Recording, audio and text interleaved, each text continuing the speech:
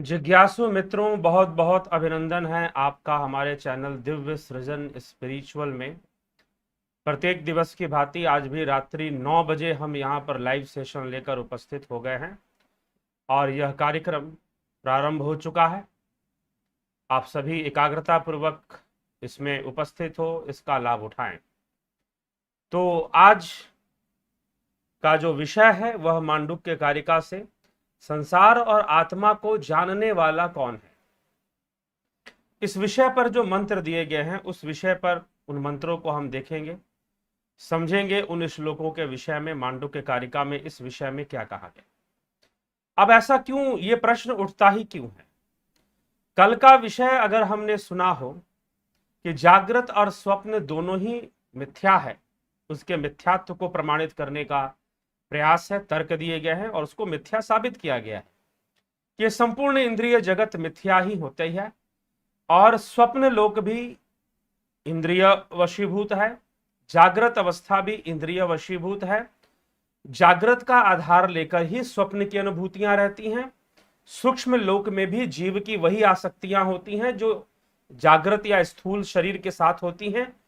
इसीलिए तो जीवात्मा को बार बार शरीर धारण करने के लिए विवश होना पड़ता है और इसीलिए पुनरअपि जननम पुनरअपि मरणम लगा रहता है।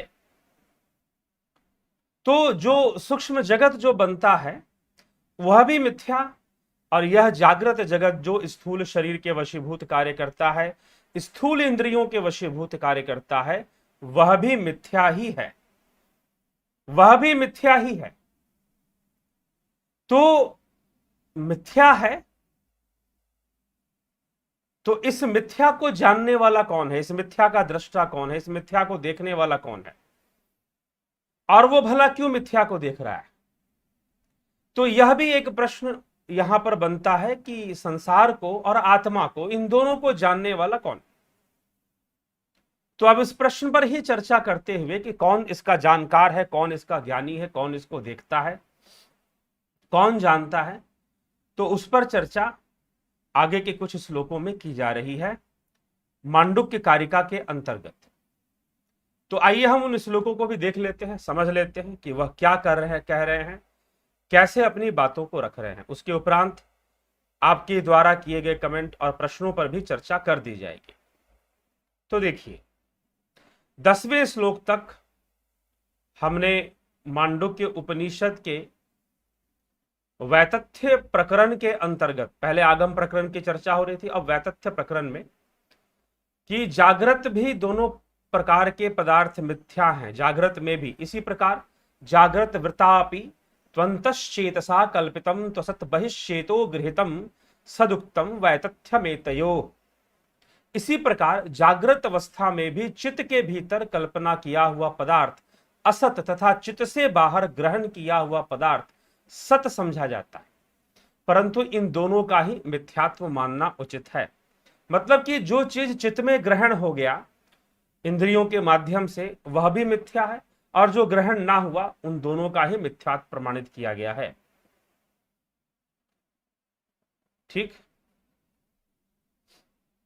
तो अब यहां पर 11वें सूक्त में, श्लोक में मांडुक्य कारिका के महर्षि गौड़पाद क्या समझाते हुए कहते हैं, उभयोरपि वैतथ्यम भेदानाम स्थानयोर यदि के एतान बुध्यते भेदांको वै तेषाम विकल्पकः। यदि दोनों ही स्थानों के पदार्थों का मिथ्यात्व है तो इन पदार्थों को जानता कौन है और कौन इनकी कल्पना करने वाला है। अब यह प्रश्न बन जाता है और वही प्रश्न किया जा रहा है। उभयोरपि वैतथ्यम भेदानाम स्थानयोर यदि क एतान बुध्यते भेदांको वै तेषाम विकल्पकः। यदि दोनों ही स्थानों के पदार्थों का मिथ्यात्व है तो इन पदार्थों को जानता कौन है और कौन इनकी कल्पना करने वाला है, ऐसा प्रश्न कहा जा रहा है। तो स्वप्न और जागृत के पदार्थ मिथ्यात्व तो हैं, तो चित्त के भीतर या बाहर, चित्त के भीतर या बाहर कल्पना किए हुए इन पदार्थों को जानता कौन है और कौन उनकी कल्पना करने वाला है। तो यह भी, अब इसका जो जानकार एक ही बात है, उसको जानने वाला ही उसकी उसी के अंदर सारी चीजें कल्पित हो रही हैं। तो अब यहां पर दो बातें आ जाती हैं, एक तो आत्मा की सर्वव्यापकता और दूसरा इंद्रियों का जगत। तो वेदांत में आत्मा की सर्वव्यापकता को पूर्व ही स्वीकार कर लिया गया है, पूर्व ही स्वीकार कर लिया गया। इसीलिए अब थोड़ा सा, लेकिन जब हम उस सिद्धांत को नहीं समझेंगे, सर्वव्यापकता को, अयम आत्मा ब्रह्म के सिद्धांत को नहीं समझेंगे, ओंकार के सिद्धांत को हम नहीं समझेंगे, तो यहां पर कुछ बातें अटपटी लग सकती हैं। अब 11वें में प्रश्न किया गया कि यह संपूर्ण जागृत और स्वप्न अवस्था का को जानने वाला कौन है, यह कहां कल्पित हो रही है, किसकी ये सारी चीजें हैं, तो कौन इसका जानकार है। तो सीधा उसका उत्तर पहले दिया जा रहा है, बाद में इस पर तर्क भी दिए जाएंगे। क्या उत्तर दिया जा रहा है कि स्वयं प्रकाश आत्मा कल्पयत्य आत्मानात्मानाम आत्मा देवः स्व मायया स एव बुध्यते भेदानिति वेदांत निश्चय। अर्थात स्वयं प्रकाश आत्मा ही अपनी माया से स्वयं ही कल्पित करता है और वही सब भेदों को जानने वाला है, यही वेदांत का निश्चय है। क्योंकि सारी घटनाएं तो आत्मा की है ना भाई, तो इसीलिए सारा विवर्त आत्मा का ही है। तो इसीलिए माया का संजोग मानकर सब कुछ आत्मा के द्वारा ही जाना जाता है और सब कुछ आत्मा में ही कल्पित है, ऐसी पुष्टि यहां की जा रही है। पुनः क्या कहा जा रहा है, विकृत्य परान भावानंतश्चिते व्यवस्थितान नियतांश भविष्यत एवं कल्पते प्रभु आत्मा अपने अंतःकरण में स्थित अन्य भावों को नाना रूप करता है तथा बहिष्यत होकर पृथ्वी आदि नियत और अनियत पदार्थों की भी इसी प्रकार कल्पना ही करता है। तो स्वप्न के समान सब कुछ चित्त की ही कल्पना किया हुआ है। इस विषय में यह शंका होती है क्योंकि चित्त परिकल्पित है और चित्त से ही परिच्छेद मनोरथ आदि से बाह्य पदार्थों की अन्य परिच्छेदत्व रूप विलक्षणता है। अतः स्वप्न के समान ये मिथ्या नहीं हो सकते। यह शंका ठीक नहीं है। अब यहां पर एक शंका होती है, आदि गुरु शंकराचार्य अपने भाष्य में लिखते हैं कि वह जितनी भी चीजें हैं, यह संपूर्ण जागृत जगत और स्वप्न जगत, वह चित्त के भीतर वासना रूप में स्थित अव्याकृत लौकिक भावों शब्द आदि पदार्थों को तथा अन्य पृथ्वी आदि नियत कल्पना काल में ही उत्पन्न होने वाले अनियत पदार्थों को बहिष्चित होकर एवं मनोरथादित रूपी पदार्थों के अंतश्चित होकर विकृत करता अर्थात नाना करता है। इस प्रकार प्रभु ईश्वर अर्थात आत्मा कल्पना करता है। क्यों कह दिया गया यहां पर एक संशय जरूर आता है, क्योंकि योग शास्त्र जब हम पढ़ेंगे तो वहां बताया जाएगा, एक विषय वहां पर बताया गया है। उस विषय पर हमारे चैनल पर एक वीडियो है, उसे आप जरूर जरूर जरूर सुने। क्या नाम है उसका, उस वीडियो का? चित्त ही दृष्टा है और चित्त ही दृश्य है। चित्त ही दृष्टा है और चित्त ही दृश्य है, क्योंकि संपूर्ण कल्पित अस्तित्व तो चित्त में है, संस्कार तो चित्त में है, इंद्रियों से सारी चीजें चित्त में जाकर हो रही हैं और संपूर्ण छवियां भी चित्त में बन रही हैं। तो फिर ये क्यों कहा जा रहा है कि संपूर्ण वस्तुओं का जानकार, चाहे वो स्वप्नावस्था की हो, जागृत अवस्था की हो, वो निश्चय ही मिथ्या हैं, परंतु उनका जानकार स्वयं प्रकाश आत्मा ही है। वास्तव में ये फाइनल कंक्लूजन दे दिया गया उत्तर देते हुए कि फाइनल कंक्लूजन में तो आत्मा ही है, लेकिन बीच में बुद्धि का हस्तक्षेप दिखाई दे रहा है, मन का हस्तक्षेप दिखाई दे रहा है और चित्त का हस्तक्षेप दिखाई दे रहा है। विचारों के माध्यम से मन क्रियान्वित है, बुद्धि तो प्रथम तत्व है ही, और चित्त जो उसका स्टोरेज हाउस है, सबका इंप्रेशन डाटा कलेक्ट करके रखता है। ठीक है, तो अब सबका इंप्रेशन डाटा कलेक्ट करके रखता है वह चित्त है। तो चित्त में ही सब कुछ है। जितनी भी छवियां बन रही हैं ना, चाहे किसी प्रकृति का सुंदर दृश्य हो, किसी स्त्री का सुंदर दृश्य हो, चाहे आप लैपटॉप पर यह कुछ देख रहे हो, कुछ भी आपके मन में जो छवियां बन रही हैं वो सब चित्त में ही बन रही हैं। आप स्वयं उसे चित्त में ही देख रहे हैं। सत्य यह है, भले आपको लग रहा है कि आप आंखों से देख रहे हैं, कानों से सुन रहे हैं, लेकिन ये संपूर्ण तन मात्राएं चित्त में ही संग्रहित हैं, ठीक ना, चित्त में ही जाकर अपना छाप छोड़ती हैं। तो वास्तव में सब कुछ चित्त में कल्पित है, लेकिन चित्त की स्वतंत्र सत्ता सिद्ध नहीं होती है। चित्त की स्वतंत्र सत्ता सिद्ध नहीं होने के कारण चित्त भी कल्पित है, यह मान लिया गया है। वेदांत के अंदर यह भी मान लिया गया है कि चित्त भी कल्पित है, और जब चित्त भी कल्पित है तो कल्पना में कल्पना की सिद्धि नहीं मानी जाएगी, सब कुछ आत्मा में ही माना जाएगा। इसीलिए इस संसार को जानने देखने वाला भी आत्मा है, और आत्म साक्षात्कार के समय, आत्मज्ञान के समय स्वरूप का दर्शन करने वाला भी आत्मा ही है। इसीलिए संसार और आत्मा, आत्मा को जानना मतलब स्वयं को जानना, संसार और आत्मा दोनों को जानने वाला वह स्वयं प्रकाश आत्मा ही सिद्ध होता है। इस प्रकार से अद्वैत वेदांत इसकी पुष्टि कर रहा है। ठीक, आगे कहा जा रहा है, चित्त काला ही ए अन्यतस्तु द्वै कालस्य ये बहि कल्पिता एवते सर्वे विशेषो नान्य हेतु का। जो आंतरिक पदार्थ केवल कल्पना काल तक ही रहने वाले हैं, जो बाह्य पदार्थ दिकालिक हैं, वे सभी कल्पित हैं। उनकी विशेषता अर्थात आंतरिक पदार्थ असत्य हैं और बाह्य सत्य हैं, इस प्रकार का भेद कल्पना का है, कोई दूसरा कारण नहीं है। स्वप्न टूट गया तो आपने कह दिया कि स्वप्न तो मिथ्या है और यह जगत सत्य है, संसार में जो दिखाई दे रहा है वो सत्य है। तो स्वप्न मिथ्या भी तो तब बना ना जब टूट गया, जब आप वहां से जाग गए। लेकिन जब तक आप सोए हुए थे तब तक तो मिथ्या नहीं था, तब तक तो सब कुछ सत्य ही लग रहा था जो भी आप स्वप्न में देख रहे थे।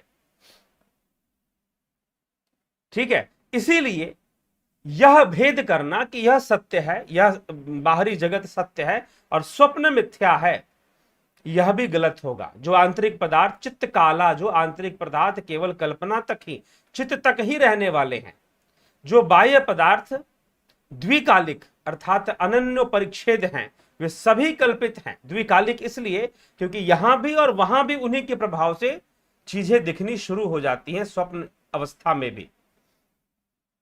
तो इसीलिए इनको भी कल्पित माना जा रहा है, चित्त को भी कल्पित माना जा रहा है, बुद्धि को भी कल्पित माना जा रहा है।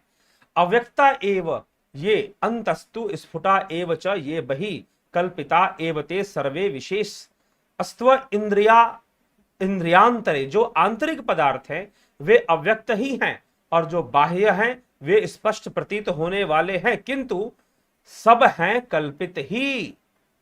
उनकी विशेषता तो केवल इंद्रियों के भेद में है, इंद्रियों से परे उनका अस्तित्व नहीं है। किसका अस्तित्व नहीं है? इस जगत का अस्तित्व नहीं है। इंद्रियां हैं इसीलिए जगत है। इंद्रियों का बाध कर दो, इंद्रियों का निरोध कर दो अपने ध्यान योग से। आप ऐसा करो कि अपने ध्यान योग से इंद्रियों का निरोध कर दो। तो अगर इस इंद्रियों का निरोध कर दोगे, अगर इंद्रियों का निरोध कर दोगे तो क्या यह संसार रहेगा? जी नहीं। यह भोजन स्वादिष्ट है, वह भोजन स्वादिष्ट नहीं है।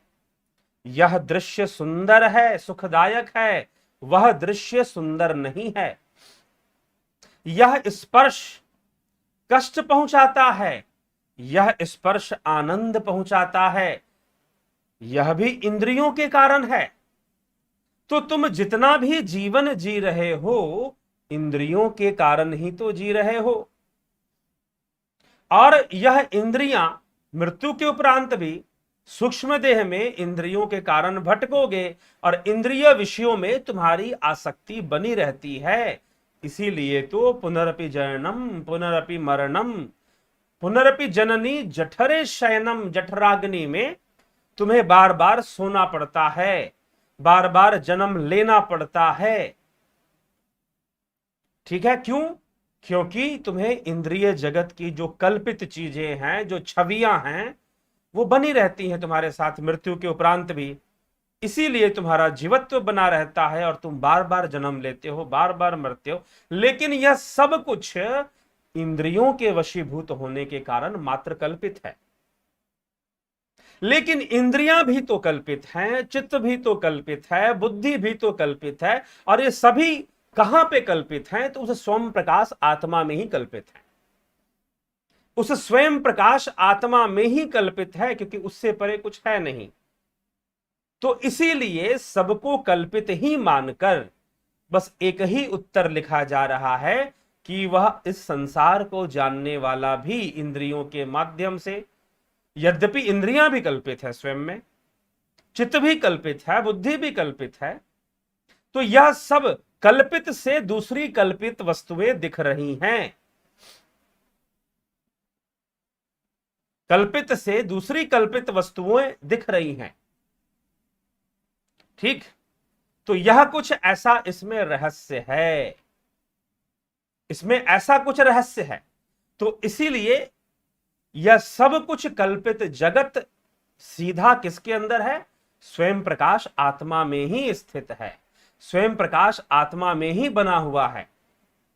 इसलिए आत्मा को जानना ही सब कुछ जानना माना जाता है। तो इंद्रियों का निरोध हो जाने से, इंद्रिय गम्य विचारों का, इंद्रिय संबंधित विचारों का, इंद्रिय संबंधित तरंगों का निरोध हो जाने से स्वयं प्रकाश आत्मा स्वरूप की उपलब्धि हो जाती है, चतुर्थ पाद की उपलब्धि हो जाती है।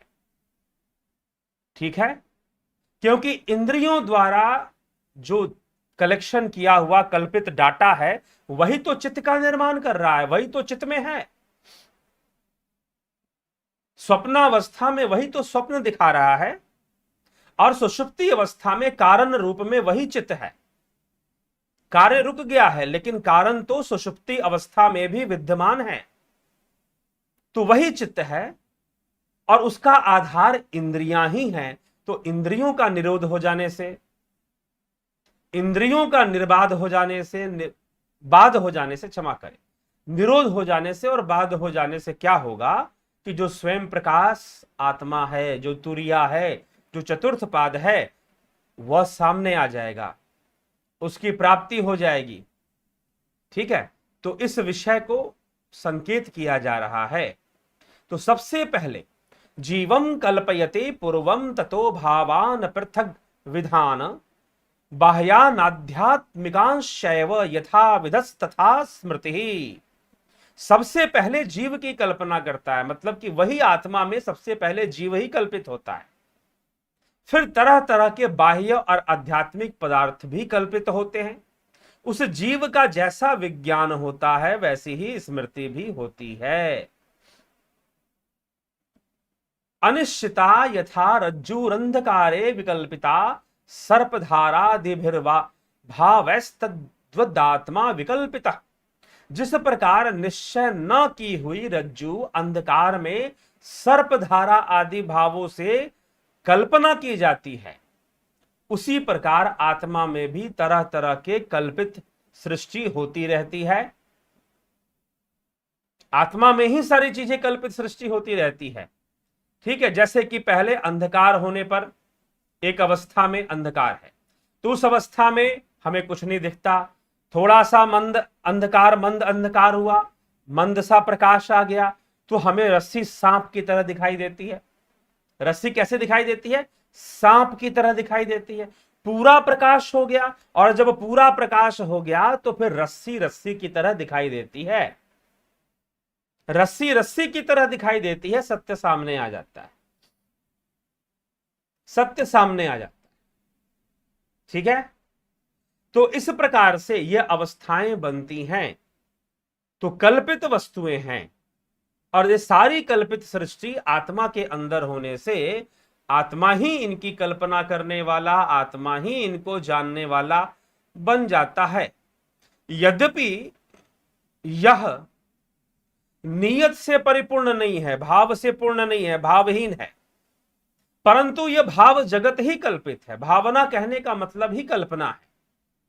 इसीलिए अष्टांग जो अष्टावक्र महागीता में आप जाकर पढ़ें तो वहां पर साफ लिखा गया कि यह संसार भावना मात्र है। फिर उसी श्लोक में लिखा गया कि यह संसार कल्पना मात्र है। तो भावना मात्र होना, कल्पना मात्र होना, यहां पर दो अलग विषय नहीं है, एक ही विषय। तो आत्मा स्वयं भावातीत होकर, कल्पातीत होकर सारी कल्पनाएं और भावनाएं उसी के गर्भ में स्थित हैं, उसी के भीतर स्थित हैं। ठीक है।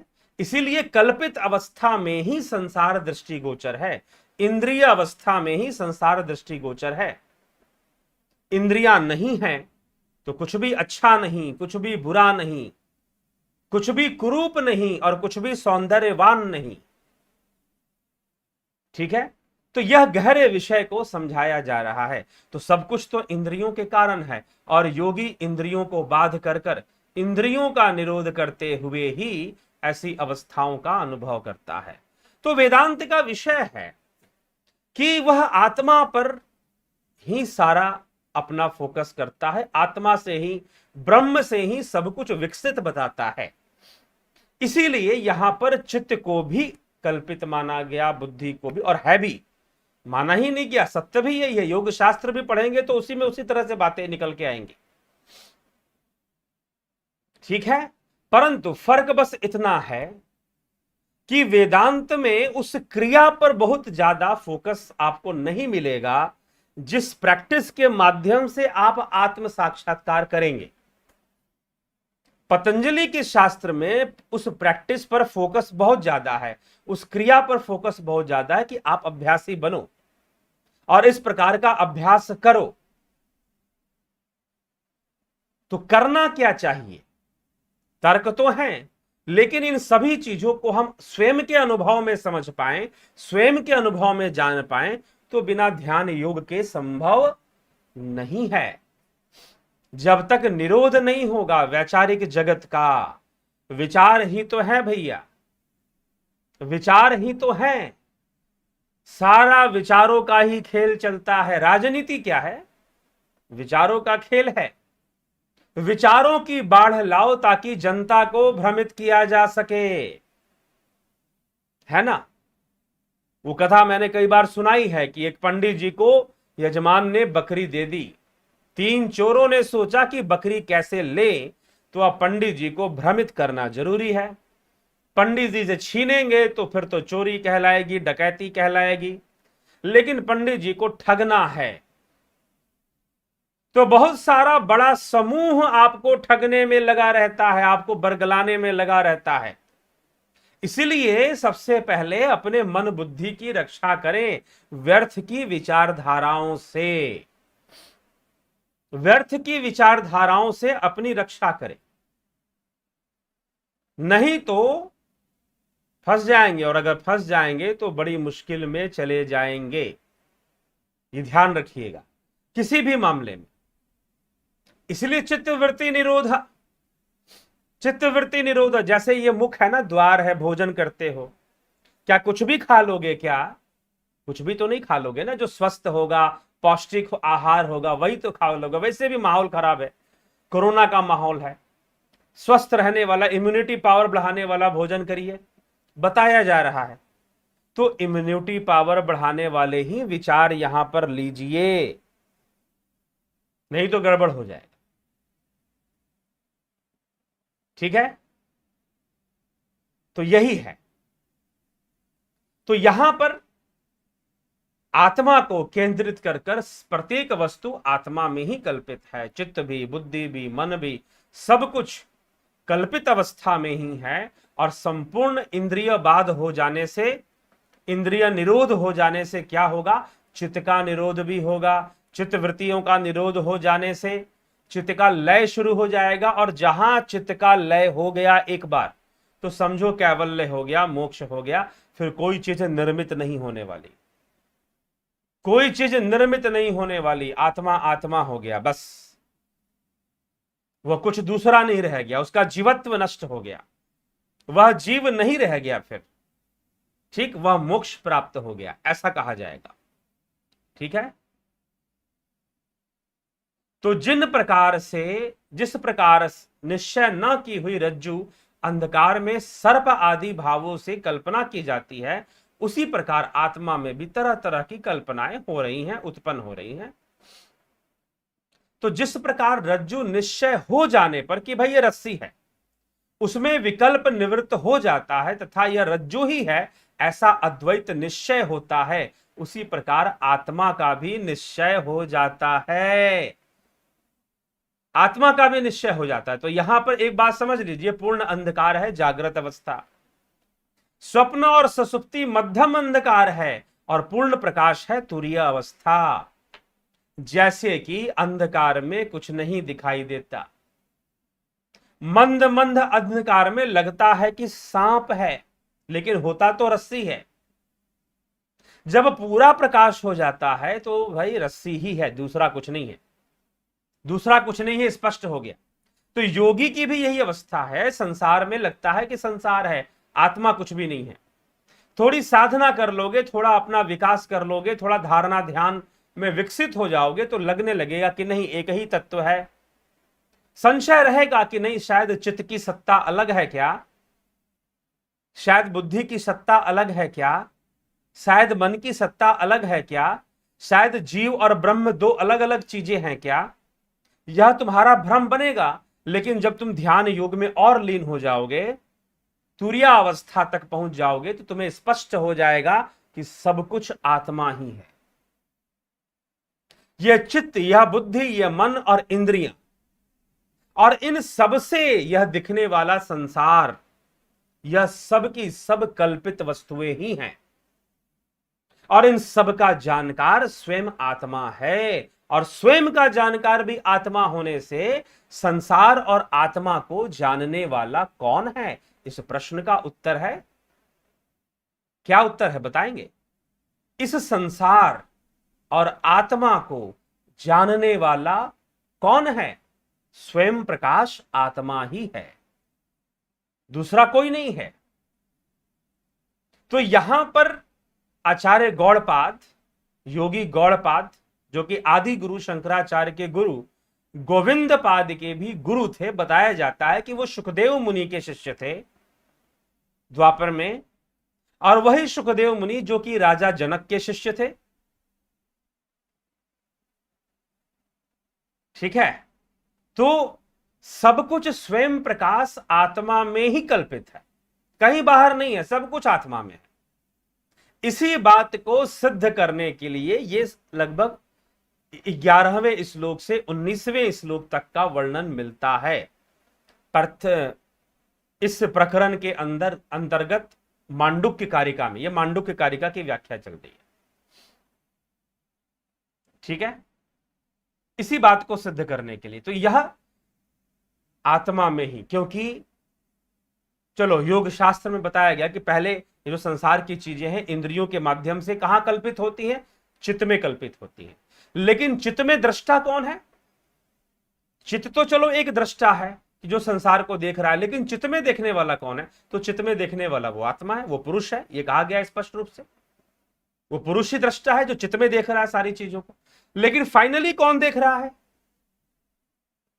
फाइनली तो वह पुरुष ही देख रहा है ना भाई, फाइनली तो वह आत्मा ही तो देख रहा है, दूसरा कोई थोड़ी ना देख रहा है। तो सारी वस्तुएं कल्पित कहां पर हैं? सारी वस्तुएं आत्मा में कल्पित है, क्योंकि बुद्धि की सत्ता नहीं मानी गई, मन की सत्ता नहीं मानी गई, चित्त की सत्ता नहीं मानी गई, इसलिए चित्त भी कल्पित है, बुद्धि भी कल्पित है, मन भी कल्पित है, माध्यम मात्र है और कुछ नहीं है, और वो भी कल्पित माध्यम है, कल्पित माध्यम है। ठीक है। तो जैसे लोहा लोहे को ही काटता है, तो एक कल्पना दूसरी कई कल्पनाओं को दृष्ट कर देती है, सामने ले आती है, एक भ्रम कई भ्रमों को पैदा कर देता है। तो वैसे ही यह बुद्धि मन रूपी सारी चीजें बन जाती हैं, कल्पित रूप में ही बनती हैं, और इन सब के माध्यम से, उन कल्पित माध्यमों से ही अनेक दूसरी चीजें, दूसरी कल्पनाएं सृष्ट होती रहती हैं, इंद्रियों के माध्यम से जो दिखती हैं, जो जानते हैं। तो इन सब का दृष्टा, इन सब को जानने वाला, और यह जिसमें स्वयं प्रकाश आत्मा में ही ये सब कल्पित हैं, और इन सब को जानने वाला आत्मा ही है, आत्मा ही है, और ना जानने वाला भी आत्मा ही है। सबका लय कर देने से, सबका निरोध कर देने से, इंद्रियों का निरोध, विचारों का निरोध, चित्त का निरोध हो जाने से, चित्तवृत्ति निरोध हो जाने से, इंद्रियों का निरोध क्या होगा? चित्तवृत्ति का ही निरोध होता है। जब चित्तवृत्ति का निरोध हो जाएगा भाई, तो फिर कोई उसमें रहेगा नहीं, वो अपने मूल स्वरूप में रहेगा, वो आत्मा अपने मूल स्वरूप में स्थित है। फिर तो सब कुछ आत्मा से बना है, सब कुछ उसी का विवर्त है। ऐसा सिद्धांत रखने के कारण इस प्रकार की चर्चा मांडुक्य कारिका में मिल रही। द वे ऑफ एक्सप्लेनेशन जो है, ठीक है, क्यों ऐसा है? इसीलिए जब ये प्रश्न बनाया गया, पहले प्रश्न बनाया गया कि भाई ये संसार तो मिथ्या है, स्वप्न अवस्था भी मिथ्या, जागृत अवस्था भी मिथ्या, लेकिन इसको जानने वाला कौन? यह कल्पित है, तो इसकी कल्पना करने वाला कौन है? तो अंततः सब कुछ उस स्वयं प्रकाश आत्मा में ही होने के कारण आत्मा ही जानने वाला है, और उसी में हर वस्तु कल्पित हो रही है। बस यही फाइनल उत्तर दिया गया है। ठीक है, तो मेरे ख्याल से कैसे आत्मा ही जानने वाला है और आत्मा में ही सब कुछ कल्पित है, कैसे है, यह बात स्पष्ट हुआ होगा। ठीक, चलिए तो चलते हैं, इस विषय को अब पूर्ण हो गया। अब आपके कमेंट आदि को भी हम देख लेते हैं। बबीता धीमान हरिओम जी, पुष्पा शर्मा जी महोदय नमो नमः।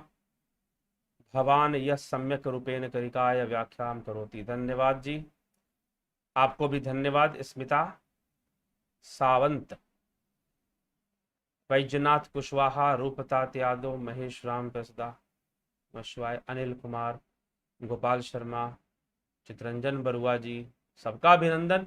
किरण शर्मा जी, रूपलाल विश्वकर्मा जी, राम निवास मीना जी, माधुरी कोले जी, महेश मकवाना जी, किरण पात्रो जी, ब्रह्मपाल कुमार जी, चंदन कुमार जी, प्रताप जाला जी, बबर निषाद जी, मनीष श्रीवास्तव जी। क्या प्रश्न कर रहे हैं जी? गुरु जी, हम जीते भी हैं, जीव भाव में हैं, और मरने के बाद भी जीव भाव में रहते हैं, तो हम आत्मा कैसे हुए? आत्मा का तो हम एहसास भी नहीं होता है। साधना करोगे तब तो होगा, तभी तो जीवत्व का त्याग करना है। जीव भाव में क्यों हो? क्योंकि मुक्त नहीं हो, बंधन में हो। इंद्रिय बंधन में होने के कारण ही तो तुम जीव भाव में हो। तो वह जीव भाव के नष्ट होने पर ही तो मोक्ष होगा ना, तभी तो आत्मत्व प्राप्त होगा, तभी तो स्वरूप की उपलब्धि होगी। स्वरूप की उपलब्धि ही तो आत्म साक्षात्कार, आत्म स्थिति है, स्थित संपूर्ण स्थित प्रज्ञता है। ठीक है, श्रीकांत जी, ललित गर्ग जी, अभिनंदन सभी का। अंजू श्रीवास्तव जी, योगेंद्र पंडित जी, जयंती दत्ता जी, जयंती भाई पटेल जी, ललित गर्ग जी। गुरु जी, क्या गुरु के बिना शक्ति को पूर्ण रूप से उधेया जा सकता है? क्या गुरु का साथ रहना जरूरी है? गुरु का साथ रहना जरूरी है। पहली बात क्या है कि दो शर्तें हैं, एक बात ध्यान रख लीजिएगा। अगर आपकी इच्छा नहीं है ज्ञान के मार्ग पर चलने की, आपकी जिज्ञासा नहीं है, और आपने गुरु बना लिया कि गुरु हमारा कल्याण कर देगा, तो बहुत बड़ी गलतफहमी में है। शास्त्र ये घोषणा करते हैं, स्वयं आदि गुरु शंकराचार्य ये घोषणा करते हैं कि आपके सिवा आपका कल्याण दूसरा कोई नहीं कर सकता। तो पहला एक भ्रम खत्म कर लो कि गुरु आपका कल्याण कर देगा बिना आपके कुछ किए। ठीक है, कोई गुरु आपका कल्याण नहीं कर पाएगा बिना आपकी साधना किए, बिना आपके प्रयत्न के, बिना आपके प्रयास के। कोई गुरु आपका कल्याण करना उसके लिए असंभव है जब तक आप कर्म नहीं करेंगे। ठीक, नंबर 1 बात। तो पहले अगर ये बात समझ में आ गई हो तो अब समझ लेना जरूरी है कि गुरु सहायक है,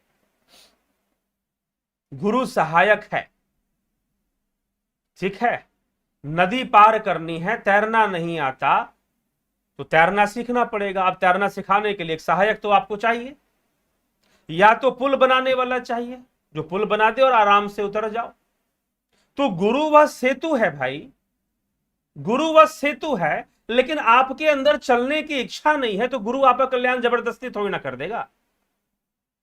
ठीक है, तो इसीलिए गुरु की करनी गुरु जाने, चेला की चेला। कबीर साहब की वाणी में भी ऐसा मिलता है, उन्हीं की वाणी में मिलता है, इसलिए बोलते शास्त्रों में भी ऐसा वर्ण। तो इसीलिए गुरु की अनिवार्यता है, लेकिन ऐसा आडंबर मत फैलाओ कि हम बैठे रहेंगे और गुरु जी सब कर देंगे। ठीक है भाई, गुरु को समर्पित कर दिया हमने, बच्चे भी समर्पित कर दिए, जमीन जायदाद भी समर्पित कर दिए, जो ज्ञान का विकास करना था वो तो किया नहीं, लोभी गुरु लालची चेला, नरक में होए ठेलम ठेला। क्यों ऐसी बातें कबीर को कहनी पड़ी? क्यों आदि गुरु शंकराचार्य ने कहा जटिलो मुंडी लुंचित केश काशायांबर बहुकृत वेश, कि बहुत सारे लोग वेश धारण करते, मात्र कबीर ने कहा हो ऐसा नहीं।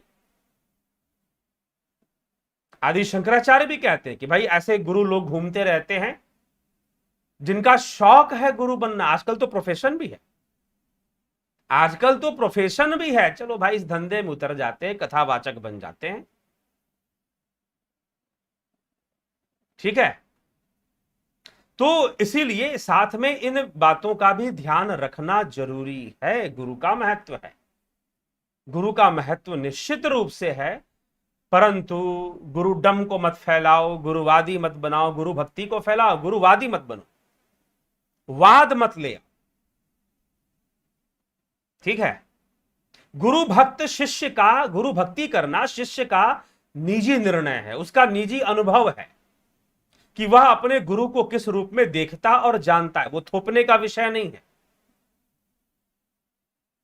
जबरदस्ती मानने और मनवाने का विषय नहीं है, वह डर पैदा करने का विषय नहीं है, लोगों के अंदर भय पैदा करने का विषय नहीं है, पाप का भय पैदा करना, अरे ऐसा कर दोगे तो पाप लग जाएगा, वैसा कर दोगे तो पाप लग जाएगा।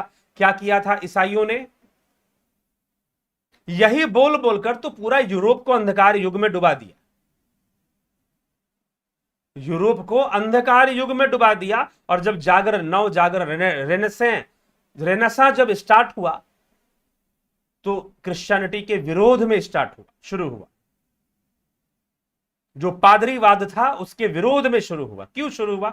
समझना कभी। इसीलिए वैचारिक अपने विचारों को सही से शास्त्रों का अध्ययन कीजिए। इसीलिए पुराने ग्रंथों में को जितना आप पढ़ेंगे एक स्पष्टीकरण मिलेगा कि बहुत गुरु गुरु गुरु गुरु नहीं किया गया। मांडुक्य कारिका पढ़ लीजिए, इतने सारे श्लोक पढ़ गए, अभी तक गुरु के ऊपर एक श्लोक नहीं आया। हाँ, गुरु अष्टकम आदि गुरु शंकराचार्य ने और कई ऋषि मुनियों ने अलग अलग जगह पर गुरु महिमा गाई है, परंतु एक बात समझ लेने वाली है, समझ लेना चाहिए कि नाम मात्र के गुरु से कुछ ना होने वाला आपका। और जो शौक पाले बैठा हुआ है कि मैं शिष्यों की भीड़ लगा दूंगा, सारी दुनिया मेरी अनुयायी बन जाए और मैं बना लूंगा, तो जो ऐसे ही महत्वाकांक्षा पालकर बैठा हुआ है तो वो तो गुरु है ही नहीं। मैं सीधा डिक्लेयर करता हूं, वो गुरु ही नहीं है। जो भीड़ तंत्र में विश्वास कर रहा है और उसके चेले जो हैं जोड़ने में कि जुड़ जाओ हमारे गुरु जी से जुड़ो जुड़ो जुड़ो जुड़ो, लगे हुए हैं, ये चमत्कार हो जाएगा, वो चमत्कार हो जाएगा। भारतीय लोग तो मूर्ख होते हैं, हिंदू तो मूर्ख होते हैं। तो जो इस प्रकार की क्रिया में लगे हुए हैं, निश्चय ही, क्योंकि चमत्कार नामक कोई चीज नहीं होती। चमत्कार तब तक है जब तक साक्षात्कार नहीं है। जिस दिन साक्षात्कार हो जाएगा उस दिन चमत्कार का नाश हो जाएगा। जिस वस्तु का, जिस घटना का विज्ञान आप नहीं जानते वो आपके लिए चमत्कार है। इंटरनेट भी चमत्कार है, इससे बड़ा चमत्कार क्या होगा आज के जमाने में? ठीक है जी। तो जिस घटना का विज्ञान, जिस घटना के पीछे के कार्य और कारण को, जिस घटना के पीछे कार्य और कारण को आप नहीं जानते वो चमत्कार है। जिस दिन जान जाओगे उस दिन साक्षात्कार हो जाएगा, सत्य सामने आ जाएगा और चमत्कार का नाश हो जाएगा। ठीक है, इसीलिए महर्षि पतंजलि सिद्धियों का वर्णन करते हैं, चमत्कार के रूप में नहीं, योग विज्ञान के रूप में। योग विज्ञान है, एकाग्रता की शक्तियां हैं, ध्यान की शक्तियां हैं, धारणा ध्यान का जब विकास हो जाता है तो सिद्धियों का संयम होता है। धारणा ध्यान समाधि, इन तीनों को मिलाकर संयम की अवस्था बताई गई है, और संयम से सिद्धि होती है और सिद्धियों से चमत्कार हो जाता है। फिर हमें लगता है कि चमत्कार है, लेकिन वह तो विज्ञान है, योग का विज्ञान है, सिद्धियों का विज्ञान है। ठीक, तो ऐसी चक्कर में मत पड़ो, मत पड़ो, स्वयं का विकास करो, स्वयं की चेतना का विकास करो। तस्माद योगी भवार्जुना, हे अर्जुन तू योगी बन। इतनी प्रैक्टिकल, इतनी तार्किक चर्चा श्रीमद् भगवद गीता में है, वैज्ञानिक, भूमिगत, भूमि से जुड़ी हुई, जिसे हम ग्राउंड रियलिटी कहते हैं, उस पर आधारित चर्चा श्रीमद् भगवद गीता में है। लगता है कि आज भी वह बात कितनी नई है। अगर हम गीता पढ़े, जब श्री कृष्ण कहते हैं कि अर्जुन तुझे यह संग्राम करना पड़ेगा, अगर तू यह युद्ध नहीं करेगा तब तू पाप का भागी बन जाएगा। श्री कृष्ण कहते हैं कि मात्र घर त्याग देने से कोई सन्यासी नहीं हो जाता। ये श्री कृष्ण समझा रहे हैं। आज के लोगों को आज भी वह बातें बहुत नवीन हैं, नई हैं, लोगों के समझने लायक है, लेकिन दुर्भाग्यपूर्ण है कि आप तरह तरह की बातें सुन लेते हो, सही से गीता का अध्ययन नहीं कर पाते। छठे अध्याय में कृष्ण कह रहे हैं, अनाश्रित कर्म फलम कार्यम कर्म करोति या सन्यासी च योगी, कि वही सन्यासी है, वही योगी है जो अनाश्रित होकर कर्म फल के प्रति अनाश्रित होकर त्याग कर कर्तव्य रूपी कर्म का निर्वाह करता है। मात्र अग्नि कर्मों का त्याग कर देने से कोई साधु ना बन जाता। इस प्रकार से श्री कृष्ण समझा रहे हैं। आज वर्तमान में भी कितना प्रैक्टिकल है वो चीजें। तो कहां हम चमत्कार के पीछे पड़ जाते हैं, कहां ऐसा हो जाएगा वैसा हो जाएगा, भटकाने वाली प्रक्रियाएं। तो हमें ऐसी विचारधाराओं से हमें बचना चाहिए। ठीक है, समझना चाहिए। तो यह समझे कि ऐसे गुरु धारण करें, गुरु के पास जाएं, वेश देख मत भूलिए, पूछ लीजिए ज्ञान मूल करो तलवार की, पड़ी रहन दो म्यान। वेश मत देख भूलिए, वेश देखकर भूलना मत। कबीर ने तो कम लिखा, तुलसीदास ने अपने रामचरितमानस में बहुत कुछ लिखा वेश के ऊपर। ठीक है, तो कियहु कुवेश साधु सन्मानु, जिमि जग जामवंत हनुमानु, उगरहि अंत ना हो ही निवाहु, काल नेमि जिमि रावण राहु। वेश प्रपंच जो लोग करते हैं उनके ऊपर गोस्वामी तुलसीदास जी ने बहुत कुछ लिखा हुआ है। ठीक है, तो गुरु जरूरी है, बिल्कुल जरूरी है, लेकिन पहले गुरु मिल तो जाए। कुछ और ही ढूंढ लोगे और फिर बहुत सारी बातें, गुरु आज्ञा की बहुत सारी बातें, गुरु बाकी शास्त्रों की बातें छोड़ दो, बस वही वाली बातें निकालकर शिष्य के ऊपर थोप दिया गया, और थोप दिया गया, बेचारा शिष्य सब कुछ भूल ही गया। सोचा कि अब तो गारंटी है, मेरा तो मोक्ष निश्चित है, मैं गुरु जी की शरण में आ गया, मेरा कल्याण तो अब निश्चित, अब कुछ करने के नहीं, गुरु जी आज्ञा दे रहे वो करना। थोड़ा सा विचार कर लेना चाहिए आज के समय में, तभी गुरु का महत्व भी सही से समझ में आएगा। चलिए ठीक है, आगे चले। साहिबराव पाटिल, धन्यवाद, प्रणाम गुरु जी। मृत्यु के बाद जीव की अवस्था कैसी होती है? स्वप्नावस्था होती है। ठीक, सूक्ष्म अवस्था, तेजस लोक में वो गमन करेगा, हिरण्य गर्भ में रहेगा। ठीक है, जब तक मोक्ष नहीं होगा तब तक वो रहेगा और दोबारा शरीर धारण करेगा। संदीप मिश्रा जी जय गुरुदेव, अरुण कटारिया जी हरिओम, राजू पाल जी हरिओम तत्सत, हेमराज बैरवा जी, साहेबराव पाटिल जी, ललित गर्ग जी। हमारे ज्योति स्वरूप परब्रह्म परमात्मा का क्या रूप है और उनकी शक्ति सामर्थ्य क्या है, वही तो बताया जा रहा है।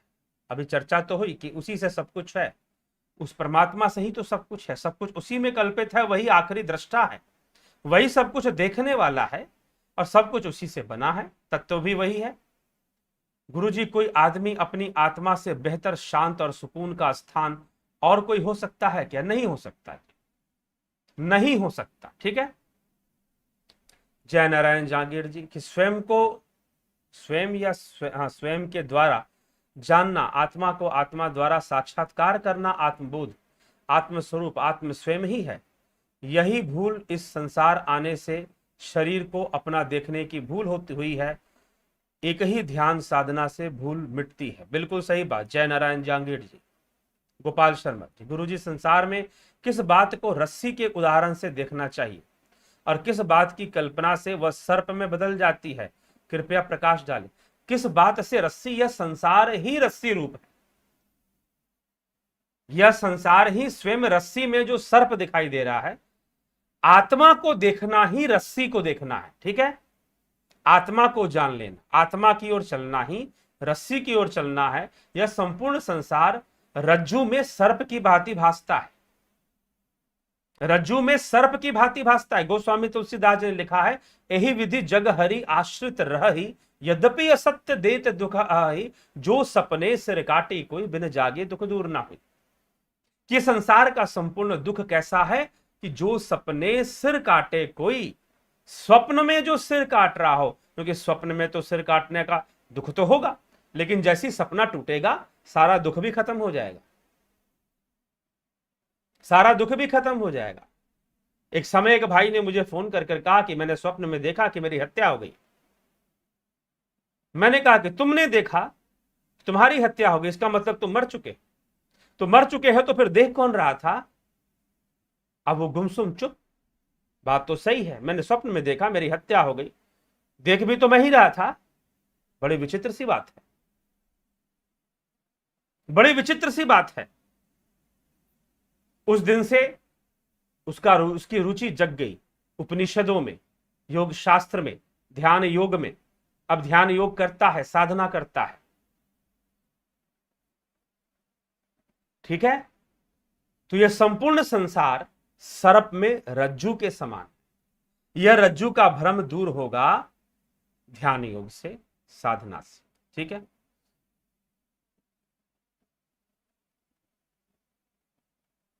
गुरुजी साक्षी भाव से मन को देखने से जब मन निर्विचार हो जाता है तो उसके बाद क्या बाह्य रूप से निर्विचार होता है, पूर्णतः निर्विचार नहीं होता। पूर्णतः निर्विचार कैसे होगा? ध्यान योग से ही होगा। ठीक है, बाह्य रूप से निर्विचार होना और पूर्णतः संस्कार विहीन हो जाना, दोनों में फर्क है। जब तक पूर्णतः संस्कार विहीन नहीं, तब तक चित्त का लय संभव नहीं है, यह समझें। ललित गर्ग जी, क्या हमारे अंदर समस्त ब्रह्मांड का ज्ञान समाहित है? निश्चय ही समाहित है। जो ब्रह्मांडे सोई पिंडे। ठीक है, निश्चय ही है। सत्यम राजपूत देव की नंदन गुरु जी, राम राम। परम पूज्य आदरणीय जगत नारायण जी, अमर धकल जी, जड़ प्रकृति और हम एक ही हैं, इसके अच्छा एग्जाम्पल दीजिए। जड़ प्रकृति और हम क्या एक हैं? हम और आत्मा एक हैं। जड़ प्रकृति भी उस आत्मा में ही कल्पित है। ठीक है, शक्तिपात क्या है? शक्तिपात, शक्तिपात ऊर्जा है।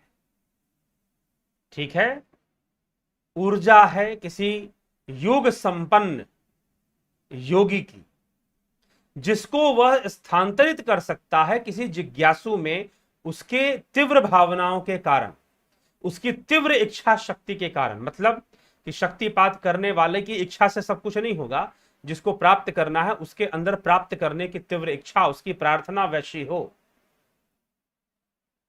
तो योग संपन्न जो योगी है, योग सिद्धि संपन्न कहिए या योग शक्ति संपन्न कहिए, वह ऐसा सामर्थ्य रखता है अपनी ऊर्जा को, अपनी आध्यात्मिक योग ऊर्जा को, सकारात्मक ऊर्जा को किसी के अंदर स्थापित करने की, ताकि वह अपनी आध्यात्मिक गति को बढ़ा सके। बस इतना ही है। शक्तिपात कोई बहुत बड़ी चीज नहीं है, इसका ध्यान रखिएगा। ऐसा नहीं कि कोई शक्तिपात करके आपको मोक्ष दिला देगा, मुक्त कर देगा, ऐसी भ्रम को मत पाल के रखिएगा।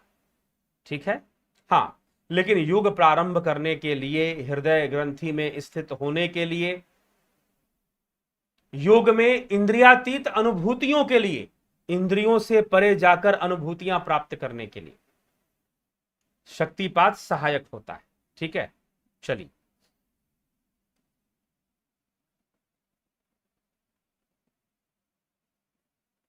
क्या माइक्रो ऑर्गेनिज्म में भी सोल होता है, जैसे कि कोई सिंगल सेल अमीबा, या सर्वव्यापी है? पहले ही बता दिया, आत्मा सर्वव्यापी है। ठीक,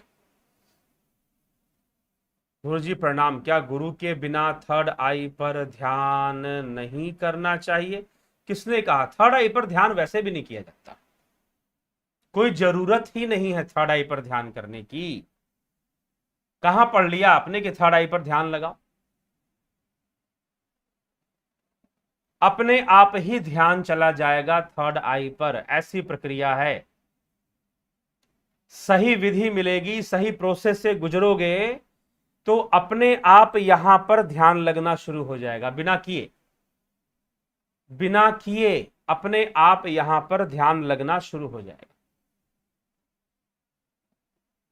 ठीक है, तो बहुत कोई यहां पर बहुत आंखें चढ़ा चढ़ाकर ध्यान करने की जरूरत नहीं। मैं पहले बता, कई लोग होते हैं ऐसे आंखें चढ़ाकर बैठ जाते हैं इस तरह से, तो यह गड़बड़ काम है, ऐसा ना करें। ठीक है, इससे बहुत ज्यादा करने से आंखों पे भी बुरा असर, मस्तिष्क पे भी बुरा असर आ सकता है, क्योंकि आंखों की जो नर्व्स हैं वो टेंशन में आ जाती है। ठीक है, तो ऐसा ऐसा करने का जबरदस्ती का प्रयास ना करें। हां, ध्यान की अवस्था में अपने आप ये घटना घटेगी, ये जो आंखों की पुतलियां हैं चढ़ानी नहीं पड़ेगी, अपने आप चढ़ जाती। ठीक है, तो वो एक अलग चीज है, वो एक अलग अवस्था है। तो ये ध्यान रखिएगा, जबरदस्ती का प्रयास मत कीजिएगा, सही प्रोसेस में स्टेप वाइज स्टेप चलेंगे। पहले तो ध्यान रखिए कि नाड़ी शोधन जरूरी है, कई तरह के अभ्यास के द्वारा नाड़ियों को शुद्ध करते हुए ही ध्यान करना चाहिए, तभी ऊर्जा का संतुलित प्रवाह होगा। सीधा चाहोगे कि यहीं पर पहुंच जाएं, सीधा चाहोगे यहीं पे पहुंच जाएं, तो कैसे होगा? तो एक प्रोसेस में चलना पड़ेगा, एक प्रक्रिया से गुजरना पड़ेगा, तब जाकर होगा। तो कृपया करके किसी ऐसी जल्दबाजी वाले प्रयास में कहीं अपना ही नुकसान ना कर ले।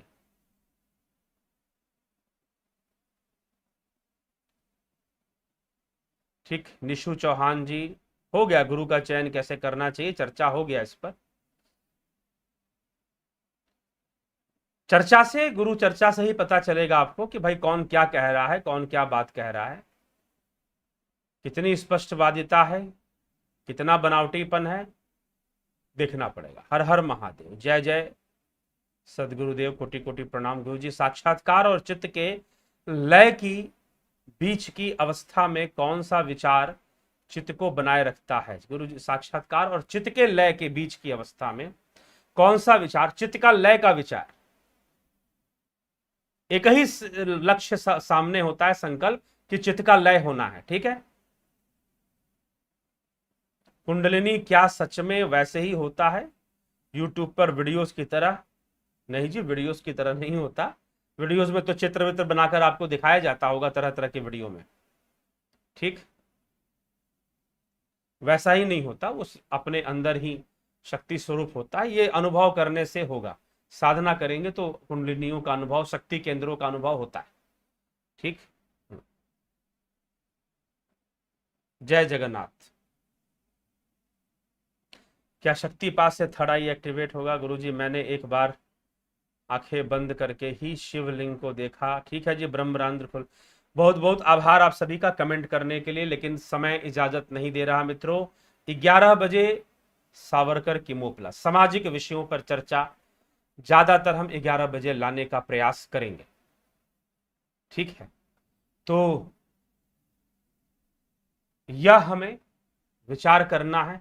और मित्रों, यह सामाजिक विषयों पर मैं चर्चा क्यों ला रहा हूं, क्यों ला रहा हूं, और यह सावरकर के मोपला पर भी, उसमें से भी सामाजिक विषयों की ही चर्चा निकालने वाला हूं, जो आजकल हमें समझना जरूरी है। एक तरफा विचार नहीं है, क्योंकि बहुत सारी ऐसी विचारधाराएं हैं सोशल मीडिया के माध्यम से, अन्य माध्यम से, जो समाज को बरगलाने के लिए की जाती है।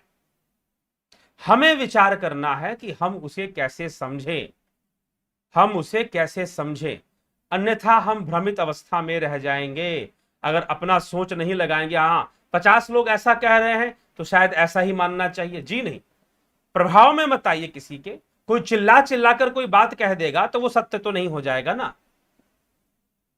खूब जोर जोर से कोई बात कह देगा तो क्या वो सत्य हो जाएगा? ऐसा नहीं है।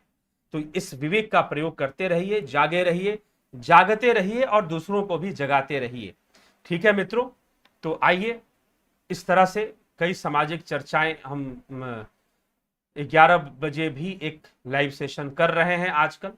जरूर आप उससे जुड़े और उसका लाभ उठाएं। बहुत बहुत आभार आप सभी का। कल फिर मिलते हैं 9 बजे, रात्रि 9 बजे 9 PM लाइव चर्चा में। बहुत आभार। और आज भी मिलेंगे 11 PM सामाजिक चर्चा में। ठीक है।